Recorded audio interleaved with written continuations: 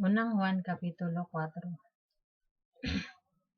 Mga igsoon, ayaw ninyo tuuhi ang tanang nagpatuo nga ang Espiritu anaa kanila, kundili usisahan ninyo kung gikan ba gayud sa Dios ang Espiritu nga anaa kanila.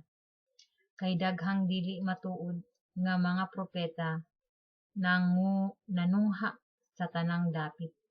Maila ninyo kung ang maong Espiritu iya ba sa Dios pinaagi niini.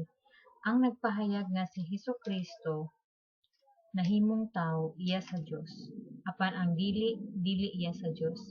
Ang maong Espiritu iya sa kaaway ni Kristo. Nadunggan ninyo nga moanhi kini ug karon ania na gayud sa kalibutan. Apan kamo mga anak iya sa Dios ug gidaog ninyo ang dili matuod nga mga propeta. Kay ang Espiritu nga anaa kaninyo mas gamhanan kaysa Espiritu nga anaa sa mga tao nga iya sa kalibutan.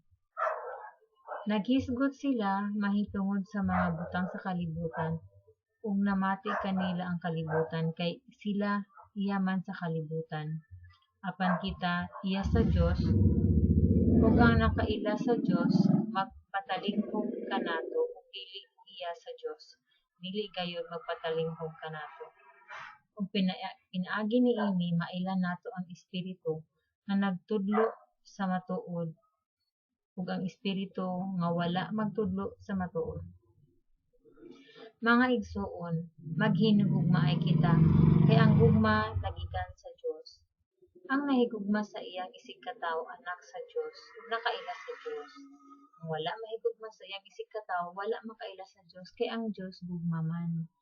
Ipadayag sa Dios ang iyang gugma kanato pinaagi sa pagpadala sa iyang bugtong anak nganhi sa kalibutan aron makabaton kita sa kinabuhing walay katapusan pinaagi kaniya. Ang matuod nga gugma mao kini, dili kita maoy unang nahigugma sa Dios, kundi siya maoy unang nahigugma kanato. Ug gipadala niya ang iyang anak aron pinaagi kaniya mapasaylo ang atong mga sala. Mga igsoon, kung ingon niini ang paghigugma sa Dios kanato, nan maghinigugma ay kita. Wala pa'y tao nga nakakita sa Dios, apan kung maghigugma ay kita, magpuyo kanato ang Dios ug mahingpit dinhi kanato ang iyang gugma. Masiguro nato nga anaa kita sa Dios ug ania kanato ang Dios kay gihatag naman niya kanato ang iyang Espiritu. Nakita nato ug gisugilon sa uban nga gipadala sa amahan ng iyang anak aron pagluwas sa kalibutan. Ang magpahayag nga si Jesus mao ang anak sa Dios, anaa sa Dios ug ang Dios anaa kaniya.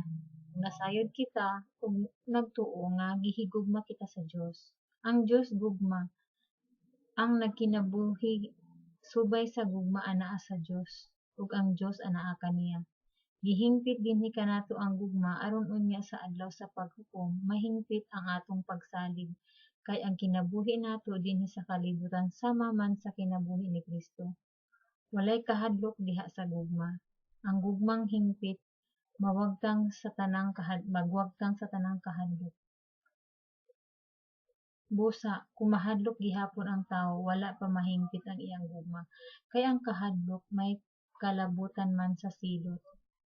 Gihigugma nato ang Dios kay una man siyang nahigugma kanato. Kung may muingon nahigugma ako sa Dios apan nagdumot sa iyang isig katawo baka kon siya. Kay unsaon man niya paghigugma sa Dios nga wala niya makita, kung wala siya mahigugma sa iyang isig katawo nga makita niya.